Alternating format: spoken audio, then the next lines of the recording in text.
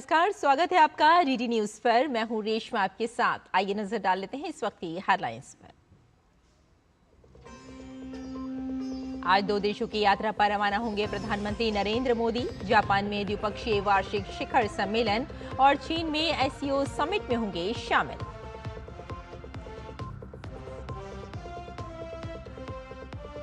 प्रधानमंत्री मोदी की फिनलैंड के राष्ट्रपति से फोन पर हुई बात। यूक्रेन संघर्ष के शांतिपूर्ण समाधान पर पीएम का जोर। द्विपक्षीय संबंधों पर भी हुई बातचीत।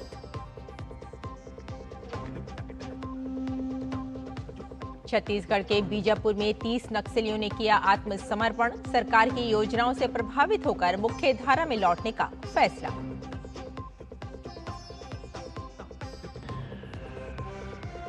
जम्मू कश्मीर और पंजाब के कुछ हिस्सों में भारी बारिश के कारण हालात खराब। हिमाचल में थोड़ी राहत, लेकिन शिमला, हमीरपुर, ऊना में भारी बारिश का अनुमान।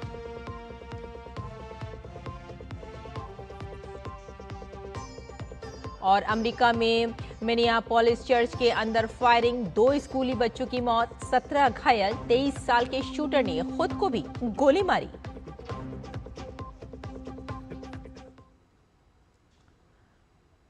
और आइए अब खबरों पर डालते हैं तफसील से नजर। प्रधानमंत्री नरेंद्र मोदी आज रात 2 देश जापान और चीन की विदेश यात्रा के लिए रवाना होंगे। अपनी यात्रा के पहले चरण में पीएम मोदी जापान में 2 दिवसीय दौरे पर रहेंगे। इस दौरान वे जापान के प्रधानमंत्री शिगेरू इशिबा के साथ 15वीं वार्षिक भारत जापान शिखर बैठक में भाग लेंगे। देखिए टोक्यो में मौजूद हमारे संवाददाता अजय मिश्र की ये रिपोर्ट।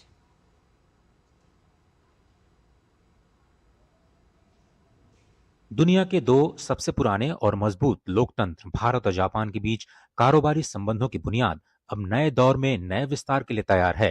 प्रधानमंत्री मोदी अपनी 8वीं जापान यात्रा के दौरान भारत और जापान के उद्योगपतियों के साथ एक बिजनेस लीडर्स के मंच को साझा करेंगे। इस मंच का उद्देश्य है दोनों देशों के बीच व्यापार, निवेश और प्रौद्योगिकी के क्षेत्र में सहयोग को बढ़ाना। भारत में विकास की अपार संभावनाओं को देखते हुए जापान के निवेशकों का रुझान अब चीन और आसियान देशों से हटकर भारत की ओर बढ़ रहा है। The business sentiment toward India is historically high at this moment. Over 80% of Japanese companies in India is now considering to expand their investment and business in next 1-2 years. So this visit will create more kind of confidence of this bilateral business relationship.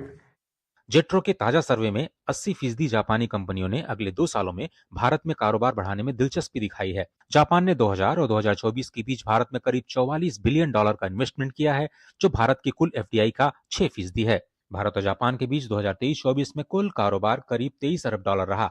इसमें भारत का Japan में $5 अरब का export रहा और करीब $18 अरब का import.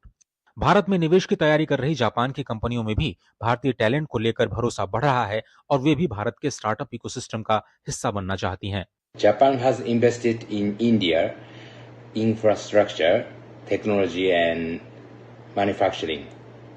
At the same time, India offers a young workforce and a large market which supports Japan's economy.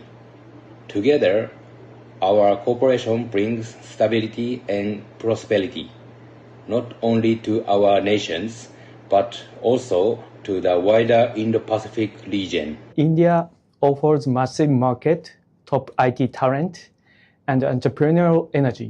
At Beyond the Next Ventures, our mission is to bridge these strengths, linking capital, talent, and technology to help startups tackle global challenges in healthcare, sustainability, and deep tech. I believe the Japan-India partnership is necessity. Prime Minister Modi's visit will encourage more Japanese firms to collaborate with India. उम्मीद जताई जा रही है कि प्रधानमंत्री मोदी के इस बार के जापान दौरे में दोनों देशों के बीच समग्र आर्थिक सहयोग समझौते की समीक्षा भी की जा सकती है। इस वक्त भारत में 1400 से ज्यादा जापानी कंपनियां 8 से ज्यादा राज्यों में कारोबार कर रही हैं। दिल्ली, अहमदाबाद, बेंगलुरु और चेन्नई मेट्रो में जापान की भागीदारी और Ahmedabad Mumbai high speed rail corridor दोनों देशों के बीच बुनियादी ढांचे में सहयोग का सशक्त उदाहरण है। भारत और जापान दो ऐसे देश जिन्होंने समय की कसौटी पर लगातार अपनी दोस्ती को मजबूत किया है। प्रधानमंत्री नरेंद्र मोदी का ये जापान दौरा दोनों देशों के बीच कारोबारी और कूटनीतिक संबंधों को तो नई दिशा देने ही वाला है। पूरी दुनिया की निगाहें इस बात पर भी होंगी कि इंडो पैसिफिक क्षेत्र में शांति और स्थिरता के लिए दोनों ही देश कौन से बड़े निर्णय लेते हैं। कैमरामैन अनिल के साथ Ajay Mishra, DD news, Tokyo. और आइए अब अगली खबर का रुख करते हैं। भारत के अमृतकाल की विकास यात्रा में जापान एक भरोसेमंद साथी के रूप में सामने आ रहा है। 15वें भारत जापान शिखर सम्मेलन में दोनों देशों के बीच संबंधों को semiconductor, clean energy, space, robotics और एआई समेत कई रणनीतिक क्षेत्र में विस्तार दिया जाएगा। जापान में भारत के राजदूत सीबी जॉर्ज से डीडी न्यूज के संवाददाता अजय मिश्र ने खास बातचीत की। भारत और जापान दुनिया की दो बड़ी लोकतांत्रिक ताकतें जिनकी दोस्ती दशकों पुरानी है। प्रधानमंत्री नरेंद्र मोदी का जापान दौरा किस तरह से अहम होने जा रहा है? हमारे साथ जापान में भारत के राजदूत श्री सीबी जॉर्ज जी हैं। बात करने के लिए सर बहुत बहुत धन्यवाद। दोनों देशों के जो रिश्ते हैं उनको आप कैसे परिभाषित करेंगे? वो कौन से नए आयाम हैं जो प्रधानमंत्री मोदी के दौरे में इस बार जुड़ने जा रहे हैं? 2014, Honorable Prime Minister Mr. Narendra Modi and the then Prime Minister Mr. Abe, उन्होंने एक special strategic and global partnership agreement बनाया है। वो बेसिस में हम लास्ट 10 इयर्स हमारा रिलेशनशिप फोकस करके आगे बढ़ रहा है। अभी ये स्टेज में हमने रीच किया है। हमको इतना अच्छा बिजनेस रिलेशनशिप है, स्ट्रैटेजिक रिलेशनशिप है, पॉलिटिकल रिलेशनशिप है और पीपल टू पीपल कनेक्ट है। दोनों नेता जब मिलेंगे, और ये तो पहली बार दोनों के बीच में जो एनुअल समिट है वो भी होने जा रही है, उसके बारे में थोड़ा सा फोकस बताएं। और यहाँ से टोक्यो से दुनिया के लिए क्या संदेश दोनों देश देना चाहेंगे? See, Indo-Pacific is a very important geopolitical, geo-economic region. India and Japan are very important players in this Indo-Pacific region. When India and Japan comes together or work together, it is not only for our two countries, it is for the region and for the world, particularly in these challenging times when we see a lot of issues around the world. This is the time two like-minded countries like India and Japan need to work together, and that is what exactly we are doing. बुनियादी ढांचे में लगातार Japan का सहयोग मिलता रहा है। वो कौन से क्रिटिकल एरियाज हैं जिन पर हम इस बार इस दौरे के दौरान बातचीत होते हुए देख सकते हैं? जापान हमारा वेरी इंपॉर्टेंट पार्टनर था। Automobile sector, manufacturing sector, many of the sectors Japan has been an important player. Make in India, for India, and make for the world. In fact, I'm very happy to note that Japanese-made cars in India are now being exported to Japan.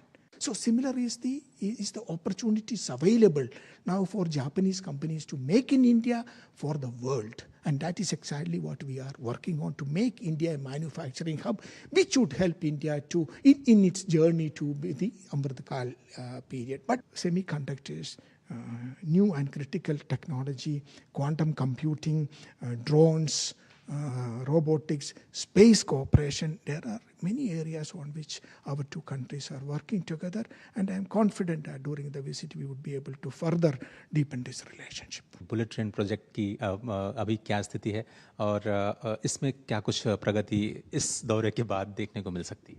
In various infrastructure projects also, Japan has contributed immensely and continue to contribute.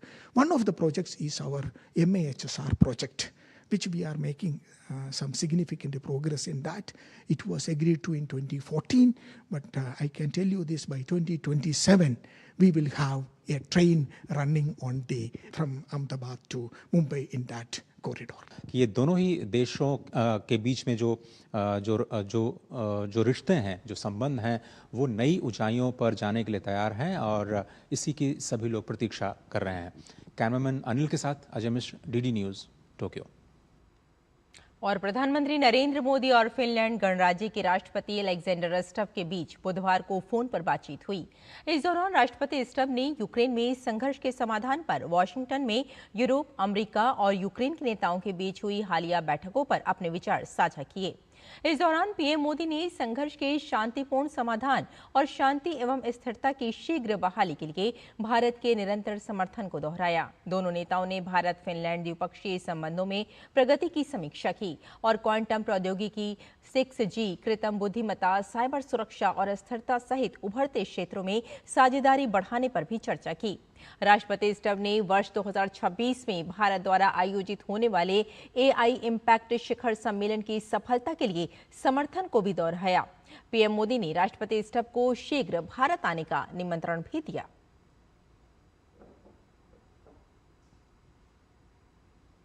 और अब बात करते हैं बदलते बिहार की। पलायन की वजह से टूटता बिखरता परिवार कभी बिहार की नियति बन चुका था। अर्थव्यवस्था को गति देने का सरकार का प्रयास अब जमीन पर नजर आ रहा है।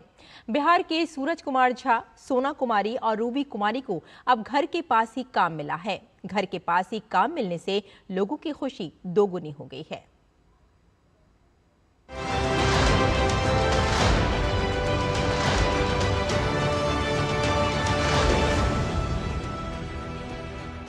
रिवर्स पलायन से गांव की आबादी कम होने से रुकती है और वहां के विकास को बढ़ावा मिलता है। इसका सटीक उदाहरण आप बिहार में देख सकते हैं। राज्य में बड़ी तादाद में औद्योगिक इकाइयों की स्थापना के बाद यहां बड़े पैमाने पर बिहार से दूसरे राज्यों में कमाने गए कामगारों का रिवर्स पलायन हुआ है। आइए देखते हैं ऐसे ही कामगारों की कहानी खुद उन्हीं की जुबानी। देश के अलग अलग हिस्सों में काम करने के बाद आज बिहार की धरती पर काम कर रहे लोगों ने अपना अनुभव साझा करते हुए कहा कि पहले बाहर रहकर काम करना पड़ता था, छुट्टियां कम मिलती थीं, घर आने जाने में ही समय और पैसा खर्च हो जाता था, परिवार से दूर रहना सबसे बड़ी पीड़ा थी। लेकिन अब जब बिहार में ही रोजगार के अवसर मिल रहे हैं तो सबसे बड़ी खुशी यही है कि अपनी छुट्टियां परिवार संग बिता पाते हैं, समय की बचत हो रही है और पैसों की भी। आइए सुनते हैं बिहार लौटे इन्हीं लोगों की जुबानी, उनके जीवन में आए इस बदलाव की सच्ची कहानियाँ। मेरा नाम सूरज कुमार झा है। मैं मुजफ्फरपुर बिहार का रहने वाला हूँ। मैं पहले काम नोएडा में करता था, सेक्टर 85 डिक्सन कंपनी में। वहाँ पर मैं काम करता था एज ए हेल्पर। मेरे को वहाँ पे जैसा मेरा एजुकेशन है उस हिसाब से मेरे को काम नहीं मिला गया और प्लस मेरे को घर से दूर अकेले रहना पड़ता था। खाना बनाने, रहने, खाने पीने कोई देखने वाला भी नहीं था, जिसके और वहाँ पे कंपनी में उतना इज्जत भी बिहारियों को नहीं मिलता था और उतना पैसा भी नहीं मिलता था। 10,000 में अपना रहना, खाना पीना, रूम रेंट ये सब नहीं हो पाता था। इसके कारण मैं यहाँ हाई स्पिरिट में जाना, बिहार में आया, मुजफ्फरपुर में इंटरव्यू दिया, मेरा सिलेक्शन हुआ। यहाँ आके मेरे उस हिसाब से काम मिला। घर परिवार के साथ रहता हूँ, न कोई छुट्टी का झमेला है न कोई चीज़ का है। यहाँ पे आराम से खुशमय ज़िंदगी जी रहा हूँ माता पिता के साथ। जी मैं पहले यूपी में काम करती थी और पहले परिवार के साथ नहीं रहती थी, इसीलिए हम लोग बिहार में कंपनी खुला, इसलिए हम लोग के बिहार में काम मिला है, इसलिए हम लोग काम करते हैं। मेरा घर बेला छपरा है, 5 मिनट के रास्ते हैं। यहाँ पे हम लोग कंपनी के पास ही रहते हैं। मेरा नाम रूबी कुमारी है। मैं बिहार की रहने वाली हूँ। मैं इस कंपनी में काम करने आ रही हूँ। इस कंपनी से मैं मार्केट हूँ। इस जॉब से अच्छी तरह से काम कर रही हूँ। मैं सैलरी के लिए इस तरह की बात की हूँ और इस हर महिला को काम देना चाह रही हूँ। आपने देखा बिहार में रिवर्स माइग्रेट कामगारों की कहानी। कामगारों के बिहार में रिवर्स माइग्रेशन के बाद राज्य की आर्थिक स्थिति में भी मजबूती आ रही है। हम फिर आएंगे बिहार में हो रहे सफल रिवर्स माइग्रेशन की नई कहानी को लेकर। आप देखते रहिए डीडी न्यूज।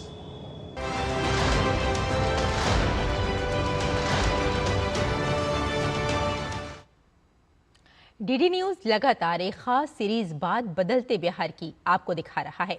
इसी कड़ी में डीडी न्यूज ने नई दिल्ली में डीडी डायलॉग का आयोजन किया। इसमें बिहार के उद्यमी शामिल हुए। कार्यक्रम में शामिल हुए उद्यमियों ने डीडी न्यूज के इस कार्यक्रम की सराहना की और बिहार में हुए बदलाव के बारे में चर्चा की। डीडी कॉन्क्लेव में आज बात बदलते बिहार की, बिहार में उद्योग की, बिहार में रोजगार की। क्या बदला बिहार में? क्या आपने बदलाव उद्योग की तरफ जो बदलाव होता है उस बदलाव को आपने किस तरीके से बिहार में अभी महसूस किया है?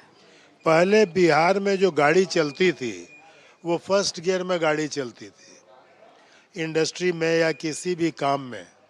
लेकिन अब जैसे हाईवे बन के आज आप टॉप स्पीड में 80, 90, 100 की रफ्तार में चल रहे हैं, उसी तरह इंडस्ट्री का भी ऐसा ही माहौल हो रहा है कि वो भी उसी गति से इंडस्ट्रियलाइजेशन की रफ्तार बढ़ रही और नए नए तरह के जो प्रोजेक्ट आ रहे हैं कि सोलर पावर से पहले आप पानी ऊपर ले जाओ और फिर समय पे अपनी हाइडल पावर बना के आप उसको सप्लाई करो। इस तरह के जो लेटेस्ट टेक्नोलॉजी और सोलर पावर, बायोगैस, ये सब जितनी उससे लगा बहुत तेज रफ्तार है। अब हम लोग पहले लोग उद्योग धंधे बिहार के बाहर लगाते थे, अभी की फिजा क्या है?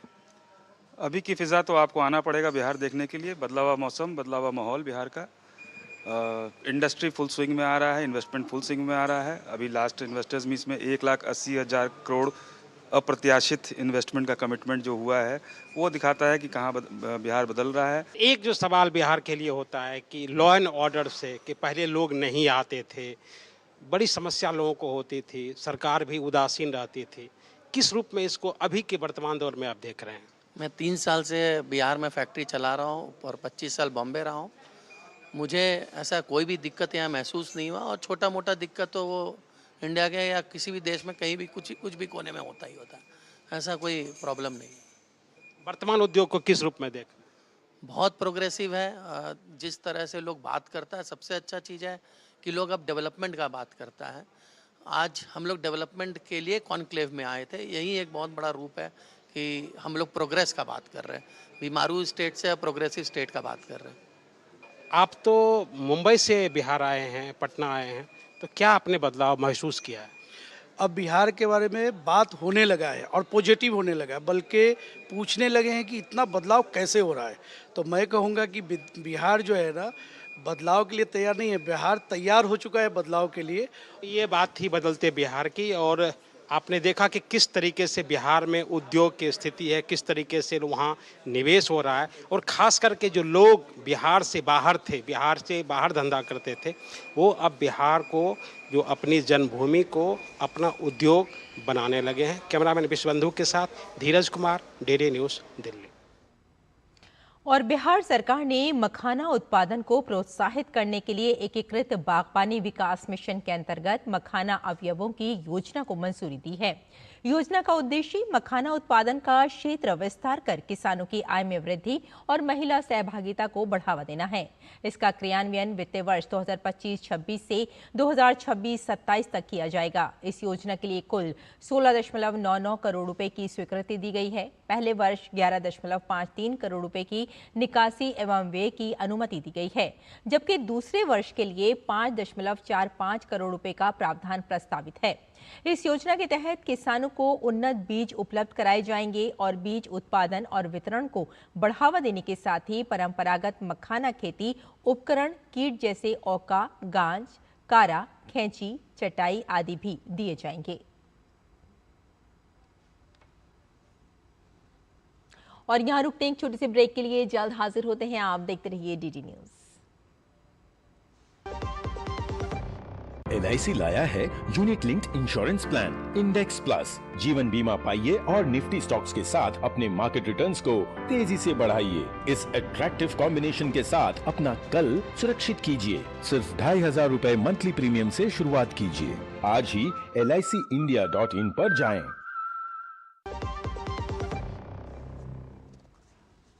ब्रेक के बाद एक बार फिर आपका स्वागत है। आइए कुछ और खबरों का रुख करते हैं। नई दिल्ली के विज्ञान भवन में आयोजित 100 वर्ष की संघ यात्रा नए क्षितिज व्याख्यान माला में RSS प्रमुख मोहन भागवत ने अंतर्राष्ट्रीय व्यापार पर अहम बयान दिया।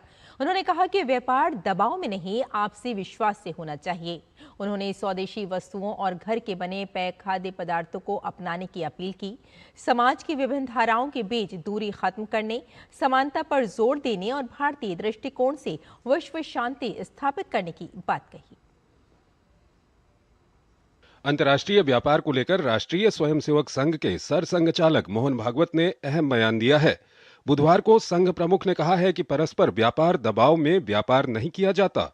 नई दिल्ली स्थित विज्ञान भवन में आयोजित राष्ट्रीय स्वयंसेवक संघ के 3 दिवसीय कार्यक्रम 100 वर्ष की संघ यात्रा नए क्षितिज पर व्याख्यानमाला में मोहन भागवत ने लोगों से बाहर के बने उत्पादों के बजाय घर के बने पेय और खाद्य पदार्थों का इस्तेमाल करने की अपील भी की।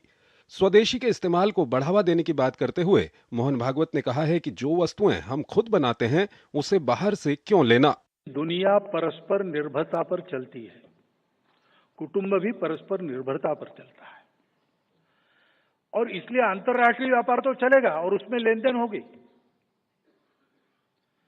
बस इसमें दबाव नहीं होना चाहिए, स्वेच्छा होनी चाहिए। और इसलिए स्वदेशी का पालन करना यानी क्या है, जो घर में बनता है वो बाहर से नहीं लाना।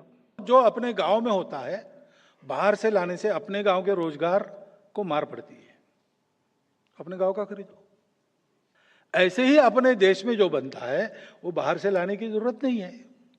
संघ प्रमुख ने कहा कि देश में विभिन्न धाराओं के बीच दूरियों को खत्म कर भारत को सशक्त बनाने के लिए काम करना चाहिए। उन्होंने कहा कि पानी, शमशान और मंदिर में कोई भेद नहीं होना चाहिए। उन्होंने कहा कि दुनिया में शांति की स्थापना के लिए भारतीय दृष्टिकोण अहम है। संघ के सरसंघ चालक ने इस बात पर जोर देकर कहा कि सभी को कानून और संविधान का पालन करना ही चाहिए। हर हालत में संविधान, नियम, कानून इसका पालन करके चलना। कोई भड़काऊ बात हो गई, कानून हाथ में नहीं लेना। उसने हमको चिढ़ाया, उसमें हमारा अपमान किया, उसने हमारे श्रद्धा को गाली दी, इसलिए हम उसको ये नहीं, ये है ना तो ये गुनाह है, पुलिस में जाओ। पुलिस कुछ करे इसके लिए थोड़ा सा छोटा सा आंदोलन करना पड़े, करो। तरीके हैं, ये सारे विरोध करने के तरीके हैं। अपवाद केवल एक है, अभी सामने प्राण पर ही संकट है, कुछ किया नहीं तो मारा ही देगा, तब तो आत्मसंरक्षण का अधिकार सबको है। लेकिन सामान्य रूप से कुछ भी प्रोवोकेशन हुआ कि तुरंत टायर जलाओ, पत्थर फेंको, ये नहीं होना चाहिए। हाथ में कानून लेके बात नहीं करनी चाहिए। संघ के शताब्दी वर्ष पर व्याख्यानमाला की श्रृंखला में दिल्ली के विज्ञान भवन में आयोजित कार्यक्रम में देश भर में राजनीति, शिक्षा, विज्ञान, कला, खेल, विभिन्न पंथ के धार्मिक गुरुओं सहित कई देशों के राजनयिकों ने भी हिस्सा लिया। गुरुवार को संघ प्रमुख विभिन्न विषयों पर पूछे गए सवालों का उत्तर भी देंगे। शैलेंद्र मिश्र, डीडी न्यूज, दिल्ली। और भारत में आज लगभग हर व्यक्ति का बैंक खाता होना आम बात है, लेकिन आज़ादी के 65 साल के बाद भी लगभग एक दशक पहले तक देश के करीब आधे परिवारों के लिए बैंकिंग सेवाओं तक पहुंचना एक सपना था। प्रधानमंत्री नरेंद्र मोदी के आह्वान पर 28 अगस्त 2014 को दुनिया की सबसे बड़े वित्तीय समावेशन की योजना की शुरुआत हुई, जिसने शानदार 11 साल पूरे कर लिए हैं। आप हमारे संवाददाता अजय मिश्र की ये रिपोर्ट देखें। फिलहाल हमें यही अनुमति दें। नमस्कार। प्रधानमंत्री नरेंद्र मोदी के नेतृत्व में 2014 में शुरू की गई विश्व की सबसे बड़ी वित्तीय समावेशन योजना प्रधानमंत्री जन धन योजना एक क्रांतिकारी बदलाव साबित हुई है। 28 अगस्त 2025 को इस योजना ने अपने शानदार 11 वर्ष पूरे कर लिए हैं। इस योजना ने देश के करोड़ों लोगों, खासतौर पर महिलाओं, युवाओं और हाशिए पर पड़े समुदायों को देश की आर्थिक मुख्यधारा में शामिल कर सम्मानजनक जीवन प्रदान किया है। जनधन खाता ने आधार और मोबाइल के साथ मिलकर एक ऐसे इकोसिस्टम का निर्माण किया है जिसकी वजह से सरकार और लाभार्थियों के बीच की दूरी ना के बराबर हो गई है। साल 2014 में लाल किले के प्राचीर से पीएम मोदी ने इस योजना की घोषणा की थी और 11 साल बाद एक बार फिर से उन्होंने इन खातों के केवाईसी प्रक्रिया को पूरा करने के लिए जनता का आह्वान किया है, जिसके लिए बैंकों ने भी 1 जुलाई से विशेष अभियान चलाया है। ये योजनाएं आपकी बहुत मदद करती है, इसलिए बैंकों ने जो जितना बड़ा अभियान चलाया है, आप इसका बहुत फायदा लीजिए। पूरे देश के लोगों से मैं कहता हूं, आप इन कैंपों में जरूर जाइए। अब अगर आप अब तक इन योजनाओं से नहीं जुड़े हैं तो उनके लिए रजिस्ट्रेशन करवाइए। अभी तक जनधन योजना के तहत करीब 56 करोड़ खाते खोले गए। इन खातों में 67% गांवों और अर्ध शहरी क्षेत्रों में खोले गए।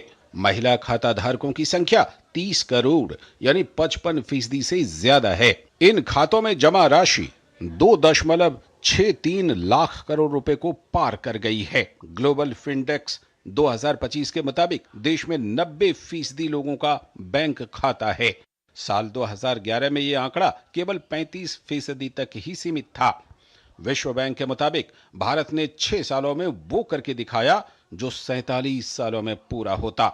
इन खातों के साथ फ्री रुपए कार्ड और 2 लाख रुपए का दुर्घटना बीमा की भी सुविधा मिलती है। 10,000 रुपए के ओवरड्राफ्ट की सुविधा ने कमजोर वर्गों को सशक्त बनाया। प्रधानमंत्री जनधन योजना की सफलता का अंदाजा इस बात से लगाया जा सकता है कि जनधन खातों के माध्यम से अब 321 सरकारी योजनाओं का लाभ सीधे लाभार्थियों तक पहुंच रहा है, जबकि 2013-14 में ये संख्या 28 थी। इनमें आयुष्मान भारत, किसानों के लिए पीएम किसान, रेहड़ी पटरी वालों के लिए पीएम स्वनिधि, फसल बीमा योजना, गरीब कल्याण योजना, पीएम आवास योजना, उज्ज्वला योजना या दीनदयाल अंत्योदय जैसी प्रमुख योजनाएं शामिल हैं।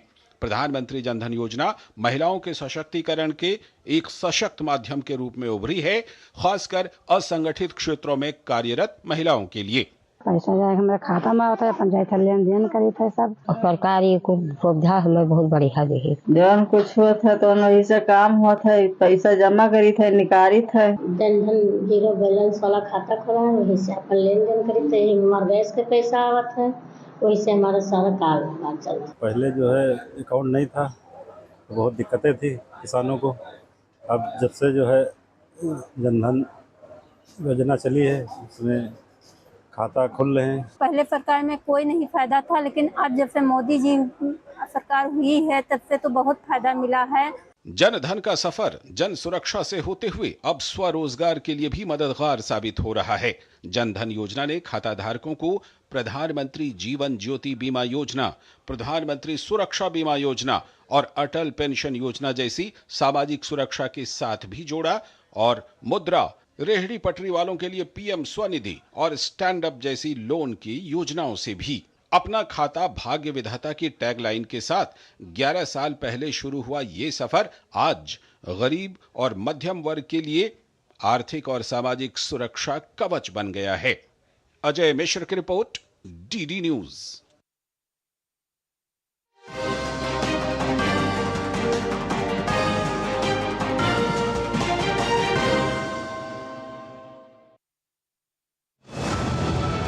रोजगार की तलाश में जो बिहारी पलायन कर गए थे, क्या अब वो बिहार के विकास को देखते हुए अपनी मिट्टी पर वापस लौट रहे हैं? जो हमारे एम्प्लॉइज थे वो बोल रहे थे कि सर बिहार में फैक्ट्री नहीं चलेगा, but we have to prove. और आज तक हम लोग करीब 3,500 लोगों को रीमाइग्रेट करके ले आए हैं। हम लोगों ने बहुत सारे मौसम देखे हैं, लेकिन जो अभी का मौसम है बिहार का, वो कभी नहीं था। जिस बिहार को मैं 20 साल पहले छोड़ा था, वो शायद ही आइकॉन बन चुका है, और इमीडिएट में डिसीजन लिया कि मुझे खुद का अपना कुछ करना है। बिहार बदल रहा है कि जो बाहर अच्छा काम कर रहे थे वो बिहार में चले आए।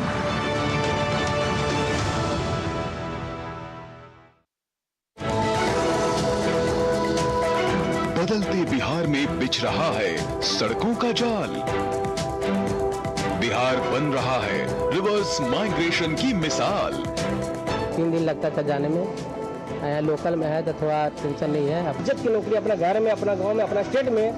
बात करेंगे बिहार के रियल हीरोज की। बहुत सुविधा, वहाँ का अकेले रहना पड़ता था, इससे रोजी रोजगार बढ़ा है।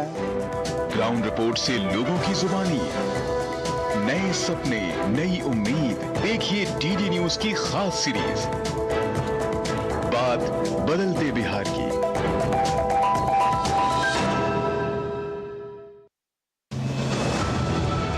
नीतीश कुमार और बीजेपी की सरकार में बिहार बदला है, ये दावा किया जा रहा है। आज इसी दावे की हम पड़ताल करेंगे। आज बिहार 50 लाख नौकरी देने वाला राज्य पिछले 5 वर्षों में दिया, ये जनता हम पर भरोसा करेगी। और 1 करोड़ नौकरी निश्चित रूप से 2025 से 30 के बीच में जो नीतीश कुमार जी की घोषणा है, उस पर निश्चित रूप से हम सफल हो चुका है। बिहार में लॉ एंड ऑर्डर, कानून व्यवस्था एक बड़ा सवाल। आज अगर अपराधी गलती से भी अपराध करता है तो उसको मालूम है कि 24 से 36 घंटे के अंदर अपराधी को पकड़ कर उसको जेल भेजा जाता है। बिहार से माइग्रेशन सबसे बड़ा सवाल होता है, तो ये सड़कें वन वे तो नहीं है ना, टू वे भी है, बिहार से गया वापस भी आएगा। मैं अवसर मिलता है, बेहतर अवसर है तो आप जाइए, लेकिन मजबूरी में कोई नहीं जाए।